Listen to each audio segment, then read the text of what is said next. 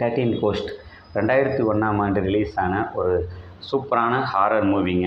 இந்த படத்தோட கான்செப்ட் என்னன்னு பார்த்துக்கிட்டோம்னா, ஒரு மனைவி பறி கொடுத்த கணவரும் அவரோட 2 குழந்தைகளும் ஒரு கேர்டேக்கரும் இருப்பாங்க. இவங்க ரொம்ப வறுமையில் இருப்பாங்க. அப்போதைக்கு ஒரு லாயர் வந்து உங்களோட அங்கிளோட ப்ராப்பர்ட்டி உங்களுக்கு தான் எழுதி கொடுத்துருக்காரு. ஸோ நீங்கள் அங்கே வாங்கன்னு சொல்லி கூட்டிகிட்டு போகிறாரு. அங்கே போய் அந்த ப்ராப்பர்ட்டியை விசிட் பண்ண போய் பார்க்கும்போது தான் தெரியுது, அது முழுக்க முழுக்க கண்ணாடியால் உருவாக்கப்பட்ட மாளிகை. அந்த மாளிகைக்குள்ளே நுழைஞ்சதுக்கப்புறம் தான் தெரிய வரும், அங்கே ரொம்ப கொடூரமான ஆக்ரோஷமான 12 பேய்களை அங்கே அடைச்சி வச்சுருந்துருப்பாங்க.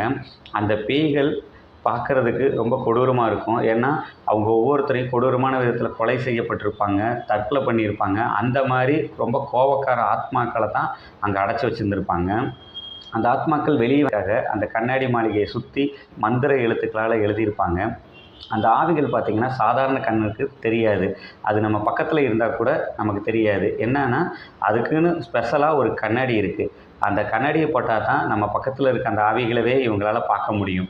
ஸோ இந்த மாதிரி ரொம்ப ஆக்ரோஷமாக கொடூரமான கொலை செய்யப்பட்ட தற்கொலை செய்து கொண்ட ஆவிகள் மத்தியில் இந்த குடும்பமும் இவங்களும் போய் மாட்டிக்கிறாங்க.